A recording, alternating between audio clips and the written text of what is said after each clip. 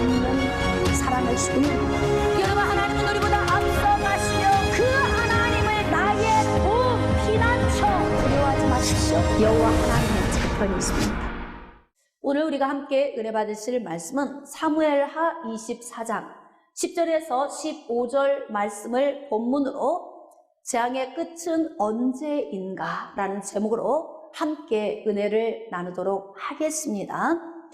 여러분, 지금 전국이 우한 폐렴 코로나19 바이러스로 몸살을 앓고 있습니다. 오늘 아침 보도에 의하면 확진자가 3,150명, 사망자가 17명으로 발표됐습니다. 여러분, 사망자와 그의 가족들을 애도합니다. 진심으로 하나님이 위로해 주시기를 기도합니다. 그리고 지금 확진을 받고 제대로 치료를 받지 못하고 있는, 또 치료를 받고 있지만 불안에 떨고 있는 모든 분들을 위해서 기도합니다. 이 일이 남의 일이 아닙니다. 바로 우리 모두의 일이고 우리 대한민국 전 국민들의 일입니다. 여러분, 우리에게 온 이 재앙의 끝은 언제일까요? 우리는 하나님에 대해서 기록된 성경 말씀을 통해 알아가는 것입니다. 자, 그래서 오늘은 다윗의 통치 말기에 재앙을 입은 이 사건을 통해서 재앙의 끝은 언제 오는지 우리가 말씀을 통해 깨달아 알고 지금 우리 대한민국에 찾아온 이 재앙에서 빠른 시일 내에 노임받는 은혜가 있기를 간절히 소망합시다. 자, 본문으로 나아가도록 하겠습니다. 사무엘하 24장 1절입니다. 여호와께서 다시 이스라엘을 향하여 진노하사 그들을 치시려고 다윗을 격동시키사 가서 이스라엘과 유다의 인구를 조사하라 하신지라. 말씀을 이해하기 위해서는 말씀의 배경을 좀 우리가 알아야 합니다. 여러분, 이 똑같은 시기의 말씀을 약간 다른 관점과 다른 각도에서 기록된 말씀이 있어요. 역대상 21장 1절에는 사탄이 일어나 이스라엘을 대적하고 다윗을 충동하여 이스라엘을 계수하게 하니라. 여러분, 어둠은 아무나 공격하지 않습니다. 어둠은 거룩한 곳에 오지 못합니다. 하나님은 거룩하시기 때문에 거룩한 곳에 임하시는 것처럼 마귀는 악하고 거짓되기 때문에 마귀는 더러운 곳에 있기를 좋아합니다. 자, 그런데 지금 역대상 21장 1절 말씀에 기록된 이 말씀을 보면 사탄에 의해서 다윗이 충동질을 당했다, 이렇게 기록하고 있습니다. 자, 그렇다면 다윗이 충동질을 당했다면 다윗의 생각 속에서 어둠이 좋아하는 요인이 있었다는 의미입니다. 다시 말하면 다윗은 군사적인 힘을 과시하고 싶은 동기가 안에 있었던 거예요. 그 악한 마음을 사탄이 알고 그의 마음을 계속 충동질했습니다. 자, 그랬더니 하나님께서 지금 24장 1절 말씀에 여호와께서 다시 이스라엘을 향하여 진노하사, 자, 이스라엘을 향하여 진노하셨다는 건 이스라엘 안에 있는 모든 백성을 향하여 진노하셨다는 의미죠. 자, 그들을 치시려고 다윗을 격동시키사, 이 말씀은 다윗 안에만 이런 악한 동기가 있는 것이 아니라 이스라엘 백성들 안에도 하나님을 버리고 떠난 삶, 죄악된 삶이 만연해 있음을 우리가 읽을 수 있습니다. 왕도 백성도 상태가 똑같은 거예요. 그래서 하나님께서는 백성들의 피폐해진 이런 영적인 상태를 다윗의 인구 조사하고 싶은 이 동기를 경로로 이스라엘 백성들을 다루시겠다. 지금 이런 의지를 나타내고 계시는 겁니다. 자, 그래서 2절입니다. 이에 왕이 그 곁에 있는 군 사령관 요압에게 이르되 너는 이스라엘 모든 지파 가운데로 다니며 이제 단에서부터 브엘세바까지, 즉 가장 북쪽에 있는 단, 가장 남쪽에 있는 브엘세바, 그러니까 이스라엘 전 지역을 돌면서 인구 조사를 하여 백성의 수를 내게 보고하라. 아마 전체 인구의 수를 보고하라 할 필요는 없을 거예요. 자신이 지금 과시하고 싶은 것은 힘을 과시하고 싶은 거예요. 그렇기 때문에 20세 이상의 전쟁에 나갈 수 있는 그런 청장년을 가서 숫자를 좀 세어봐라. 이렇게 명령을 내린 것입니다. 자, 여러분, 군대 장관 요압을 여러분이 혹시 아십니까? 군대 장관 요압은 조카입니다. 누나의 아들이에요. 그래서 다윗이 처음 왕으로 세움을 받는 그때부터 다윗 옆에서 바늘과 실처럼 함께 다니면서 다윗을 호위하는 무사였습니다. 그러니까 조카이기도 해서 삼촌을 잘 알 수도 있겠지만 오랜 세월 동안 군대 장관으로서 다윗을 도왔기 때문에 다윗의 눈빛만 봐도 알겠죠. 다윗이 던지는 말 한마디만 들어도 속마음까지 읽을 수 있겠죠. 여러분, 사람이 하나님에게서 멀어지면, 무뎌지면 인간적인 생각이 들어오잖아요. 그러니까 인간적인 말을 할 수밖에 없습니다. 자, 이런 이야기를 할 때에 나의 가장 가까운 데 있는 사람 중에 나를 도울 수 있는 사람이 있습니다. 그런 사람이 나에게 하나만 있다고 하더라도 우리는 큰 재앙에서 피할 수 있습니다. 하나님은 지금 이스라엘에게 진노하시려고 마귀를 통해서 격동시키는 것을 허용하셨습니다. 마귀의 이 격동을 허용하신 하나님은 지금 재앙의 매를 들고 계신 거예요. 그래서 지금 하는 것을 보고 계십니다. 자, 이때 군사령관 요압이 삼촌에게 이야기를 합니다. 3절입니다. 요압이 왕께 아뢰되 이 백성이 얼마든지 왕의 하나님 여호와께서 100배나 더하게 하사 내 주 왕의 눈으로 보게 하시기를 원하나이다. 그런데 내 주 왕은 어찌하여 이런 일을 기뻐하시나이까 하되. 여러분, 충원할 수 있는 사람이 있을 때 감사하십시오. 충원은 달콤한 말이 아닙니다. 귀에 거슬리는 말입니다. 그러나 이런 말을 들을 수 있는 사람이 복 있는 사람인 거예요. 목숨 걸고 충원을 하는 거예요. 아마 조카이기 때문에 더 이런 말을 하기가 쉬웠을 것입니다. 폐하께서 청소년의 시기에도 만군의 여호와의 이름 하나 들고 나아가 블레셋 장군 골리앗을 쓰러뜨린 것 기억하지 못하십니까? 너는 칼과 창과 단창으로 나오지만 나는 만군의 여호와의 이름, 곧 네가 모욕하는 이스라엘 군대의 하나님의 이름으로 내가 나아간다. 그리고 골리앗을 쓰러뜨렸던 그런 폐하가 아니십니까? 블레셋과 전쟁할 때 폐하의 영적 민감함을 한번 기억해 보십시오.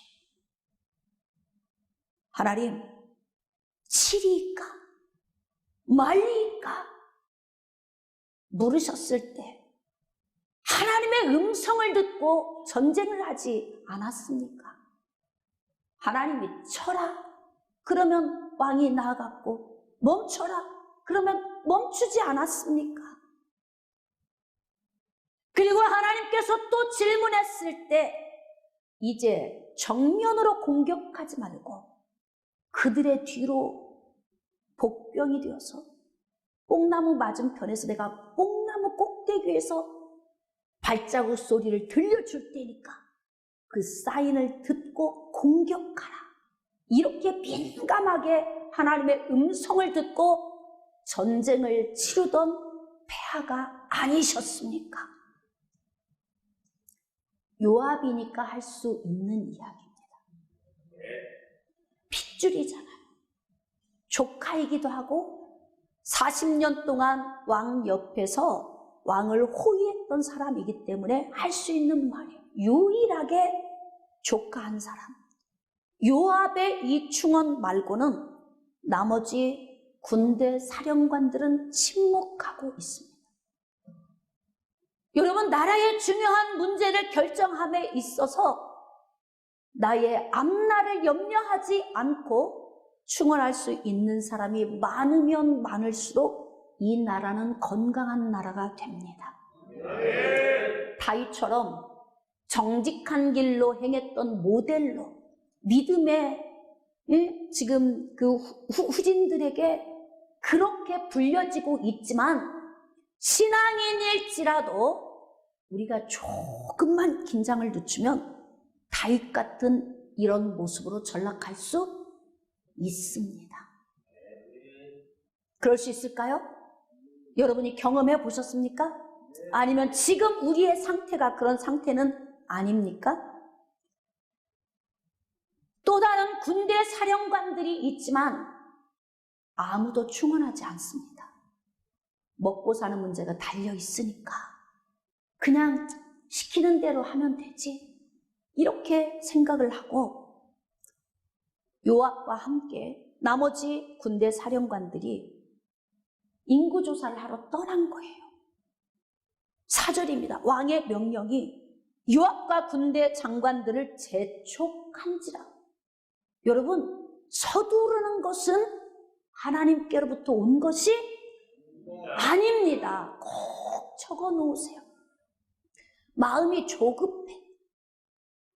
뭔지 모르게 막 서둘러. 안정감이 없어요. 이건 성령이 하시는 일이 아니다 이 말입니다. 여러분, 마음이 조급하고 재촉하셔도 이게 평안해야 되는데 이게 평안하지 않은 거예요. 의견이 분분하지 않습니까? 한쪽에서는 아닙니다. 왕은 빨리 가라.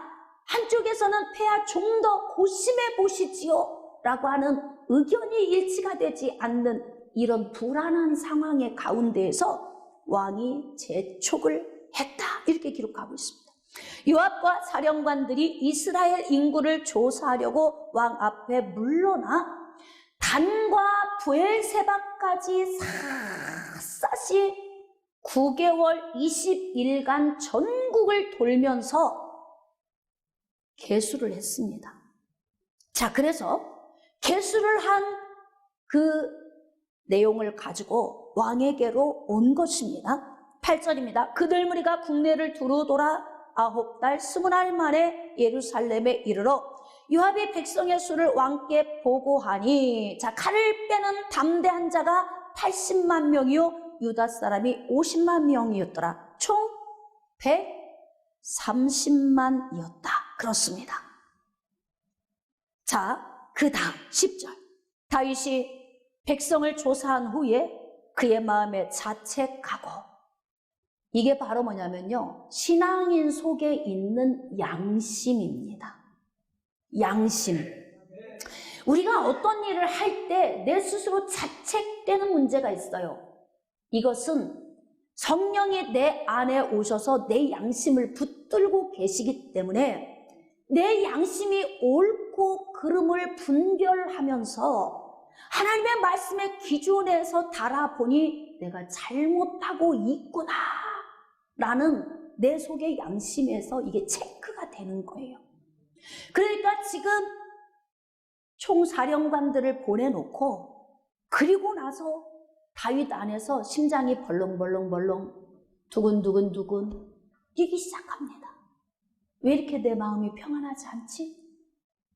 왜 이렇게 내 마음이 이렇게 두렵지? 왜 이렇게 불안하지? 그러면 지금이라도 빨리 소식을 전하는 자를 보내서 중단시켜야 합니다. 여러분, 이거 예언자 찾아가서 물어봐야 알아요? 이거 며칠 기도해봐야 아는 것입니까? 벌써 하나님은 우리 안에 사인을 주시는 거예요.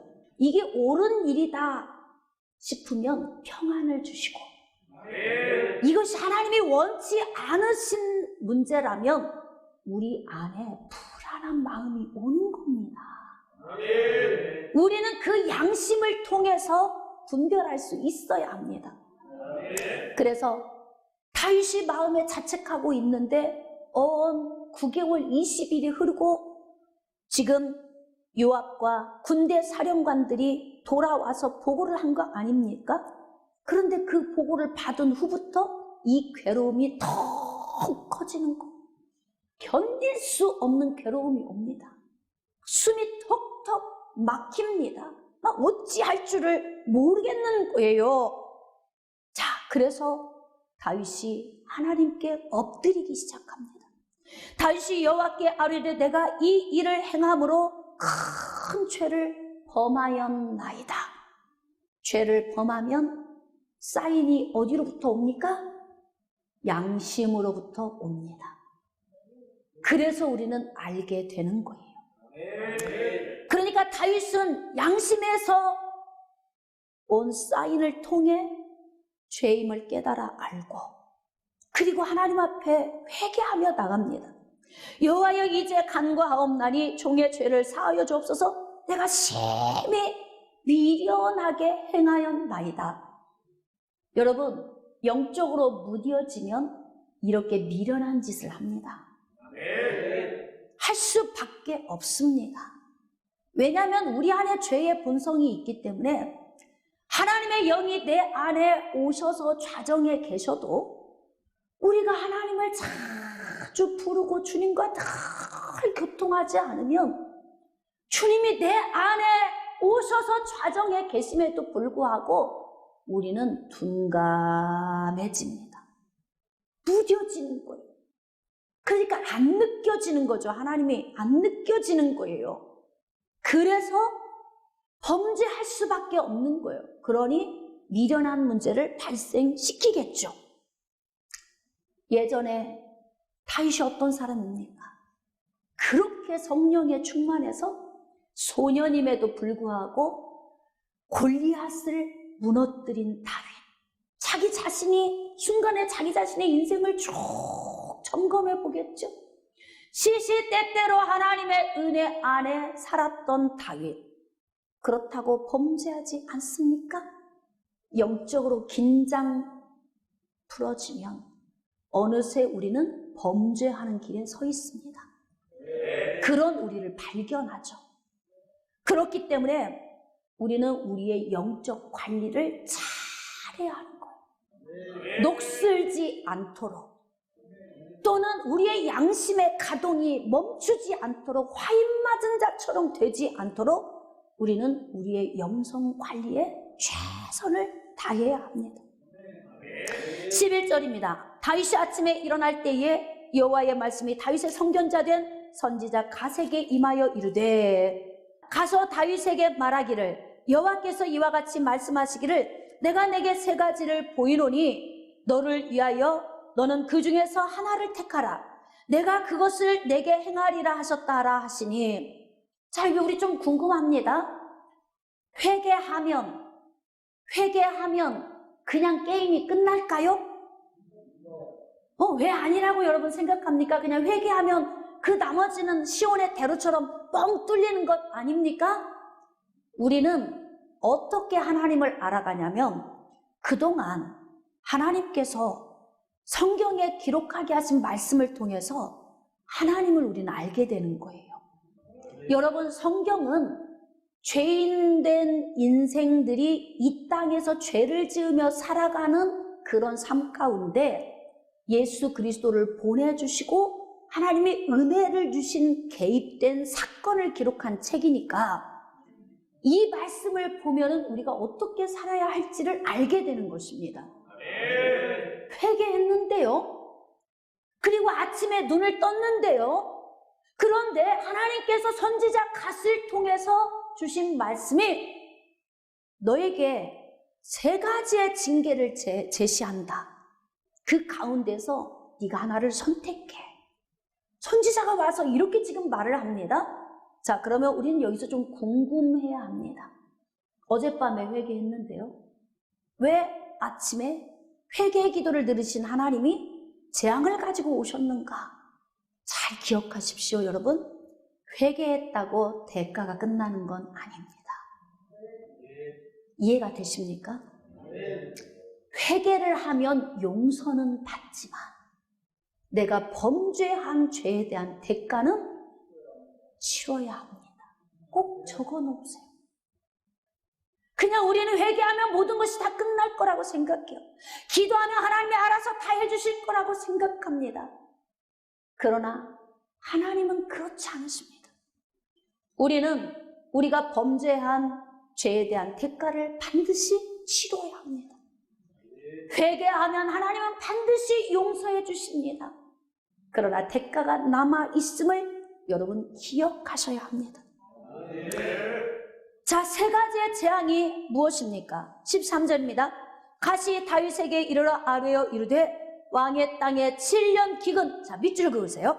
7년 기근이 있을 것입니까?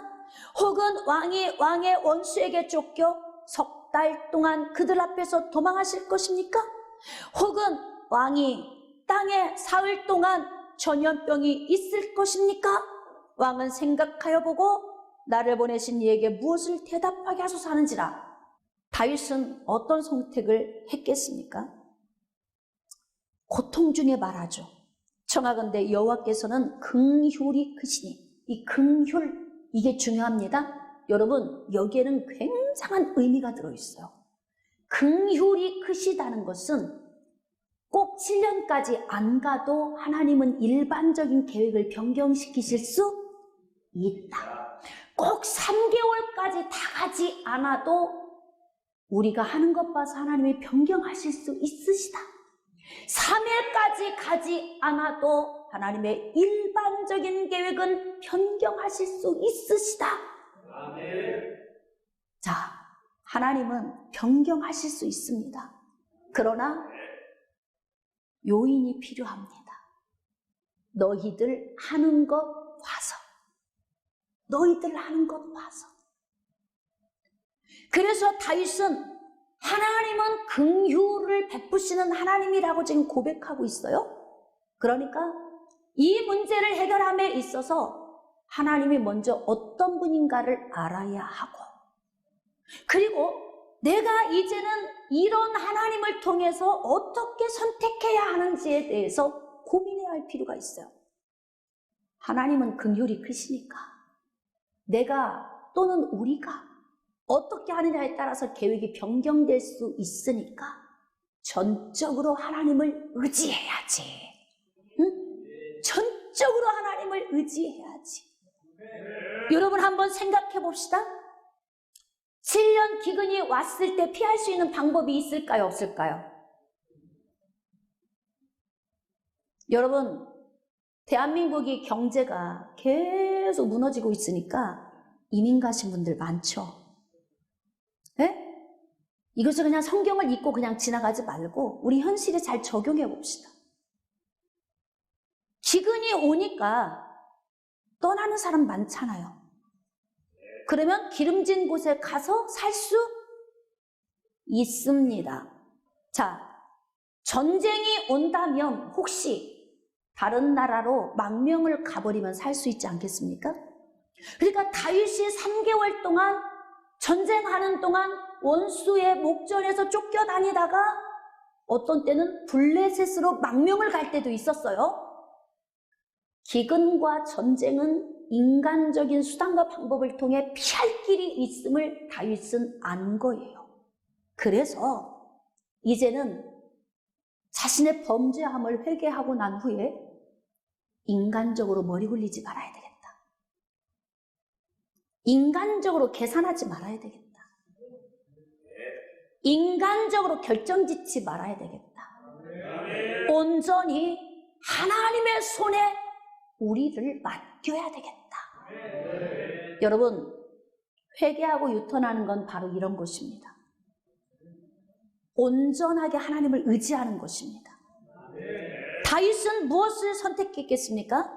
자, 긍휼이 크시니 우리가 여호와의 손에 빠지고 내가 사람의 손에 빠지지 아니하기를 원하노라. 즉, 내가 인간적인 방법을 동원해서 살 길을 찾는 그런 방법을 나는 사용하지 않고 인간의 힘으로는 피할 길이 없는, 자, 전염병이 왔습니다. 살 길이 있을까요? 또 이방 땅으로 가면 돼요? 여러분, 이미 내가 복균자가 되면 이방 땅으로 가도 소용이 없습니다. 대한민국 국민들 못 들어오게 차단하고 있잖아요. 그러니까 다윗은 하나님의 손에 온전히 맡깁니다. 하나님은 전지하시니까 다윗의 이 의도성을 빨리 아신 거예요. 자, 그래서 그 말이 떨어지기가 무섭게 15절입니다. 이에 여호와께서 그 아침부터 정하신 때까지 전염병을 이스라엘에게 내리시니 단에서부터 브엘세바까지 백성의 죽은 자가 7만 명이라. 자, 이 문제 안 올 수 있었겠죠. 어디에서 차단했으면 됐을까요? 성경 읽으면 좀 고민하셔야 합니다.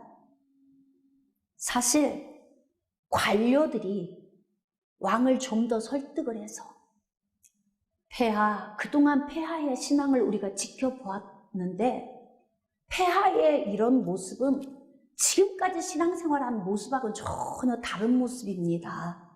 조금만 더 우리에게 시간을 두고 좀 기도해보고 그러고 결정하시면 어떨까요? 그래서 수단과 방법을 가리지 않고 왕이 이 문제에서 집착해서 좀 헤어날 수 있도록 관료들이 주변에서 좀 힘을 썼더라면, 그러니까 모든 문제는 근원에서부터 막아야 되는 거예요. 응? 다 전염병이 창궐해지기 전에 입구에서부터 막아야 하는 것입니다. 그러니까 이렇게 징계를 받기 전에 다윗 주변에 있는 관료들이 이 문제를 빨리 해결을 했어야 한다고요. 다윗은 지금 영이 무뎌져서 제정신이 아니에요. 지금 다윗은 오직 열정에 불이 탑니다. 어떻게 해서든지 내가 지금 보유하고 있는, 확보하고 있는 이 군사력이 얼마인가를 알고 싶은 여기에 꽂혀 있으니까 다윗 스스로는 여기서 헤어날 수 없습니다. 누가 해야 합니까? 관료들이 해야 하는 일이에요. 관료들이 해야 할 일이에요. 그런데 목구멍이 포도청이라고 내가 먹고 사는 문제, 내 명예, 그동안 내가 누려왔던 삶, 이 삶에서 도태될 수 없다는 자기 계산에서 그냥 포기해버리고 마는 거예요. 그러니까 어느 순간부터 이 죄의 대가로 전염병이 그 땅에 창궐하기 시작을 한 거예요.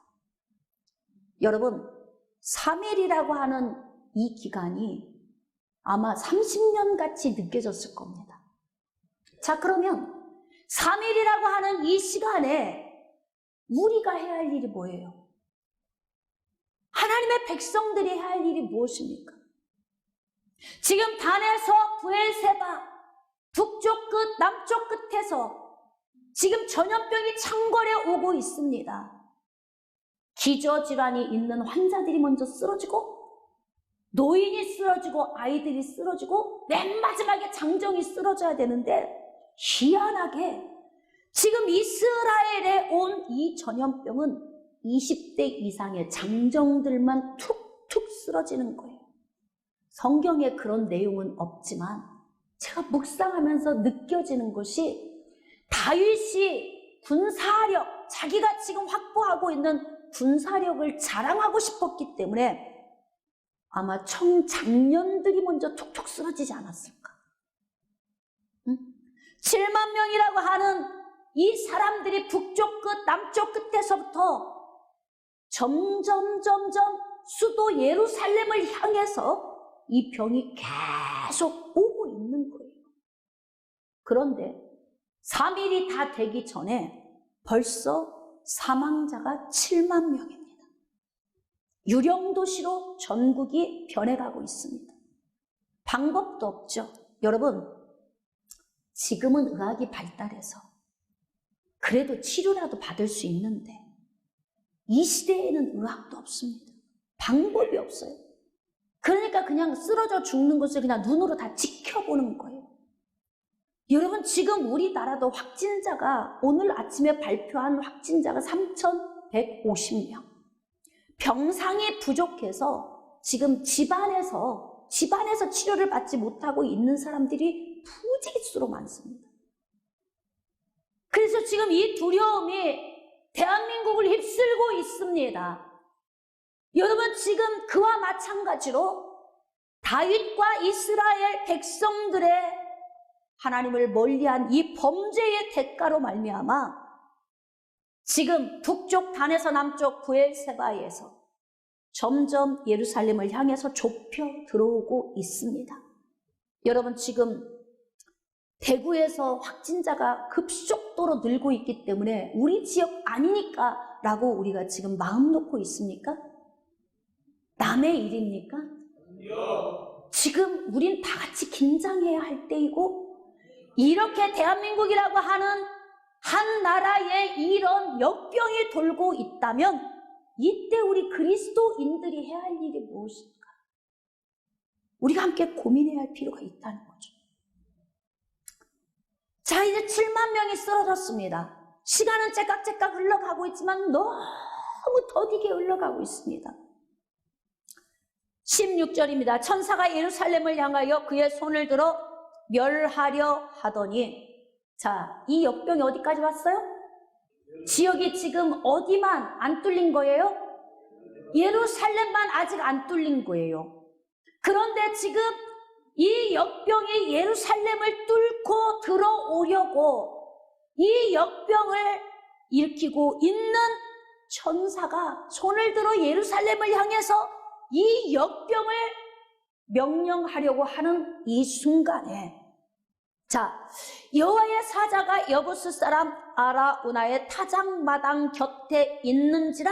17절입니다. 다윗이 백성을 치는 천사들을 보고 여호와께 아뢰어 이르되 나는 범죄하였고 악을 행하였거니와 이 양무리는 무엇을 행하였나이까? 밑줄 좀 그으십시오. 다윗이 이제 제정신이 돌아왔어요. 원래 영적 상태로 돌아왔습니다. 여러분, 우리의 영적 상태가 무뎌지면 영적 분별력이 떨어집니다. 영적 분별력이 떨어지면 내가 지금 무엇을 하고 있는지조차 분별하지 못합니다. 그런데 7만 명의 사람이 죽어가고 있고 지금 재앙을 명령할 천사가 예루살렘을 향해서 손을 들어 올리려고 하는 이때에 다윗이 깨닫기 시작하는 거예요. 며칠 전에 회개했던 그 회개는 단순한 회개입니다. 다시 한번 볼까요? 어떤 회개를 했는지 10절입니다. 다윗이 백성을 조사한 후에 그의 마음에 자책하고 다윗이 여호와께 아뢰되 내가 이 일을 행함으로 큰 죄를 범했습니다. 여호와여 이제 간과없나니 종의 죄를 사하여 주옵소서. 내가 심히 미련하게 행하였나이다. 자기 자신에게서만 발견된 문제예요. 그런데 지금은 자기 자신의 문제로 인한 것뿐만이 아니라 백성들의 문제로 말미암아 이 모든 총체적인 죄의 문제로 백성들이 죽어가고 있는 것을 보면서 다윗은 이 문제를 다 자기에게로 돌리는 거예요. 이게 성숙한 신앙입니다. 사실은 죄 없는 백성이 죽어간 게 아닙니다, 여러분. 하나님은 이스라엘을 진노하기 위해서 마음의 개인적인 탐욕, 교만, 이런 마음을 가지고 있는 다윗의 마음을 흔드는 마귀를 하나님이 허용하신 거예요. 그 경로를 통해서 하나님은 이스라엘 백성들의 범죄함을 다루고 계신 것입니다. 그런데 지금 다윗은 이 양무리들을 하나님 손대지 마시고 총체적인 책임은 제 문제입니다. 이 양들이 무슨 죄가 있습니까? 양이 죄가 없나요, 지금? 이스라엘 백성들이 죄가 없습니까? 죄가 있습니다. 범죄했습니다. 여러분, 우리 지난주에 기억나십니까? 아버지는 아들의 죄로 말미암아 죽임을 당하지 않고 아들은 아버지의 죄로 말미암아 죽임을 당하지 않고 각 사람은 자기 죄로 말미암아 죽임을 당할지니라. 신명기 24장 16절에 기록된 말씀이에요. 다윗이 범죄한 것 때문에 애매한 백성이 7만 명이 그냥 죽은 것이 아니다 이 말입니다. 다윗도 백성들도 하나님에 대해 무뎌진 그런 불신앙의 마음을 가지고 살았기 때문에 하나님께서 다윗을 경로로 백성들을 치고 계신 거예요. 이제 누구까지 치시려고 오는 것입니까? 다윗과 그의 가족 그리고 관료들, 본부, 한 나라를 통치하고 다스리는 본부를 치려고 이제 사자가 손을 들기 직전 아닙니까? 여러분, 3일 전염병 하나님께서 확정 지으셨으니까 그냥 두 손 두 발 놓고 있어야 합니까?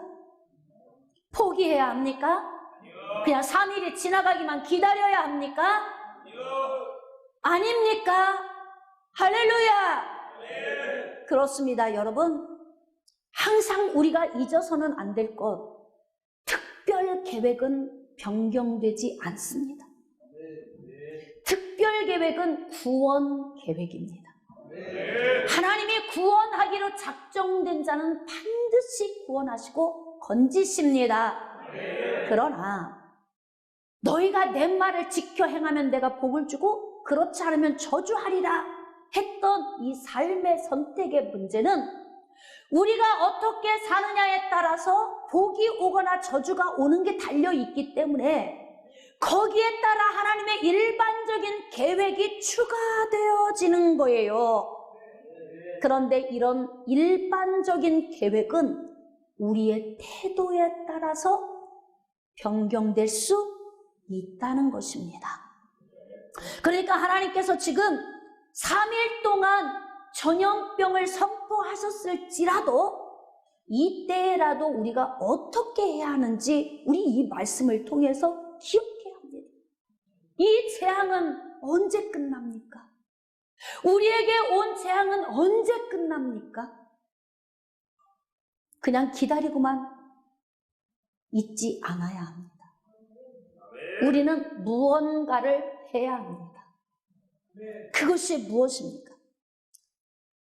이 양무리는 무엇을 행하였나이까? 청하건대 주의 손으로 나와 내 아버지의 집을 치소서 하니라. 모든 사람이 다윗처럼 이 문제를 나의 죄로 돌릴 수만 있다면, 할렐루야, 대한민국에 온 이 재앙이 나의 죄의 문제임을 깨닫기만 한다면, 모든 사람이 다 내 자신을 돌이킬 수만 있다면, 그렇다면 재앙의 끝은 옵니다. 하나님이 계획하신 그날까지 기다리지 안아야 합니다. 그래서 다윗이 이렇게 자기의 죄로 다 돌리는 거예요. 18절입니다. 이날에 가시 다윗에게 이르러 그에게 아뢰되 올라가서 여부 사람 아라우나의 타작마당에서 여호와를 위하여 제단을 쌓으소서 하며, 자, 아라우나의 타작마당에 가서 제단을 쌓으라고 지금 선지자가 이야기하는 건, 선지자는 누구의 말을 하는 사람입니까? 그럼요, 하나님의 말씀을 전달하는 자 아닙니까? 그러니까 지금 하나님에게서 받아서 하나님의 명령을 순종하는 거예요. 하나님께서 갓 선지자에게 지금 빨리 다윗에게 아라우나의 타작마당에 올라가서 제단을 쌓으라고 하라, 그 명령을 받고 선지자가 이야기를 전달을 한 겁니다.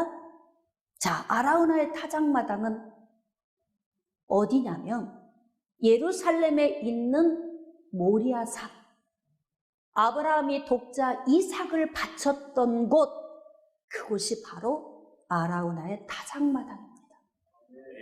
이곳은 나중에 솔로몬의 성전이 세워진 곳이기도 합니다. 그런데 하나님께서 말씀하시는 거예요. 다윗, 너 지금 아라우나의 타작마당으로 올라가 빨리 제단을 쌓아. 자, 이 제단을 쌓는 것이 얼마큼 중요한지 보겠습니다. 지금도 죽어가는 사람은 있습니다. 여러분, 7만 명은 어떤 7만 명이냐면 재앙이 그쳤을 때까지의 7만 명이에요. 그러니까 아직은 7만 명이 차지 않은 사람이 계속 죽어가고 있는 것, 계속. 자, 그런데 하나님의 말씀을 듣고 다윗이 황급하게 아라우나의 타작마당을 값을 주고 삽니다. 자, 그리고 25절, 그곳에서 여호와를 위하여 제단을 쌓습니다. 번제와 화목제를 드렸더니 이에 여호와께서 그 땅을 위한 기도를 들으심에 이스라엘에게 내리는 재앙이 그쳤더라. 여러분, 재앙의 끝이 언제였습니까? 제단을 쌓고 제사를 드린 후, 이때가 재앙의 끝입니다. 그러면 여러분, 진정한 회개란 무엇인가? 제가 지난주에 여러분에게 대한민국은 지금 회개 운동이 일어나야 할 때다, 우리는 교회 안에 갇혀 있는 교회로서의 삶만 살고 있는 거예요. 이 갇혀 있는 이 삶에서 벗어나 회개하고 유턴해야 합니다. 오늘 대부분의 교회 성도들이 예배를 나오지 않고 우한 폐렴, 코로나19 바이러스 때문에 가정에서 예배 드리는 분들이 많이 있습니다. 교회를 나오지 않았기 때문에 하나님이 안 받으실까요? 하나님이 원하시는 건 무엇일까요? 회개는 잘못했다고 하는 입술의 고백과 눈물 흘림이 전부일까요? 그렇지 않습니다. 다윗은 잘못했다는 고백과 함께 눈물의 회개를 드렸습니다. 그건 완전하지 않은 회개입니다. 불완전합니다. 그런데 하나님께서 다윗에게 너는 불완전한 회개를 했어. 완전한 회개로 나아가 빨리. 얼른 제단을 쌓고 제물을 나에게 바쳐. 이렇게 명령하신 거예요. 여러분, 완전한 회개는 피 흘림의 제사가 반드시 따라와야 됩니다. 짐승을 끌어다가 손을 얹고 안수하고 나의 죄를 짐승에게 전가시키고 이 죄를 대신 진 짐승을 잡아서 피를 흘리게 하고 번제단 위에서 태워드리는 거예요. 이 짐승은 예수 그리스도를 예표합니다. 우리는 예수 그리스도가 오심을 봤습니다. 오신 예수 그리스도를 믿습니다. 그러나 이 시대에는 아직 예수님이 오시지 않았고 여자의 후손으로 오실 예수 그리스도를 바라보는 시대였습니다. 그래서 짐승을 잡아 피 흘림의 제사를 드린 거예요. 진정한 회개는 예수 그리스도의 피 흘림의 은혜 안으로 나아가는 것입니다. 사랑하는 성도 여러분, 입술의 고백으로 끝나지 마십시오. 눈물 흘리는 것으로 끝나지 마십시오. 예수 그리스도에게로 돌아가십시오. 예수 그리스도의 피 흘림의 은혜 안으로 나아가시기를 축복합니다. 예수 그리스도는 하나님과 우리의 원수됨에 이 죄의 문제를 해결하시고 화목하게 하신 분입니다. 그러니까 지금 무디어지고 하나님을 떠나 범죄하는 삶을 살고 있던 이스라엘 백성들에게 하나님이 재앙을 내리시고 수도를 향해서 재앙이 점점 좁혀오고 있는 이 상황 가운데에서 다윗이 피 흘림의 제사를 통해 오실 여자의 후손 예수 그리스도를 바라보며 오실 예수 그리스도를 통하여 죄사함을 받은 다윗이 다시 하나님 보좌 앞으로 나갈 수 있게 되니까 그때에야 비로소 재앙이 그쳤더라. 만 3일 72시간 되기 전에 해결을 받았습니다. 재앙의 끝은 언제입니까? 우리가 온전히 회개하고 돌아갈 때입니다. 사랑하는 성도 여러분, 피 흘림이 없으면 사함이 없습니다. 우리가 예수 믿고 구원 받은 것으로 끝이 아닙니다. 구원은 아직은 불완전합니다. 마지막 날에 우리가 부활해서 하나님께 나가기 전까지는 불완전해요. 그렇기 때문에 우리는 매 순간 예수 그리스도의 그 피 흘림의 은혜 안에서 거하면서 하나님의 긍휼을 구해야 한다는 것입니다. 오늘 여러분들이 꼭 기억해야 할 것은 다윗이 피 흘림의 제사를 드리고 난 후에 이스라엘에게 내리는 재앙이 그쳤더라. 대한민국에 온 재앙이 그칠 줄 믿습니다. 그것은 누구에게 달려 있습니까? 그리스도인인 나에게, 우리에게, 대한민국 주의 종들에게, 대한민국 모든 교회들에게, 대한민국 모든 성도들에게 달려 있습니다. 말씀을 결론 짓도록 하겠습니다. 사랑하는 성도 여러분, 재앙이 하나님의 계획 안에서 마무리될 때까지 기다리면 안 됩니다. 하나님의 일반적인 계획은 우리의 태도에 따라서 변경될 수 있습니다. 그렇기 때문에 빨리 회개함으로 나아가야 됩니다. 하루도 지체하면 안 됩니다. 계속 죽어가고 있습니다. 확진자가 기하급수적으로 늘어나고 있습니다. 이때에 그리스도인인 우리가 무엇을 해야 하겠습니까? 예수 그리스도의 피 흘림의 은혜 안으로 나아가 무뎌진 마음을 민감하게 만들고 그 은혜 안에서 하나님과 교통하는 제단을 쌓게 되면 그 순간 대한민국에 내리는 재앙이 그쳤더라. 이런 은혜가 임할 줄 믿으시면 아멘. 다시 한번 믿으시면 아멘. 그렇습니다. 한 주간 이 말씀 묵상하시면서 완전한 회개의 자리로 나아가 예수 그리스도의 보혈의 능력 안에서 대한민국의 재앙이 그치는 은혜를 가져오는 통로가 되시기를 주님의 이름으로 축복합니다.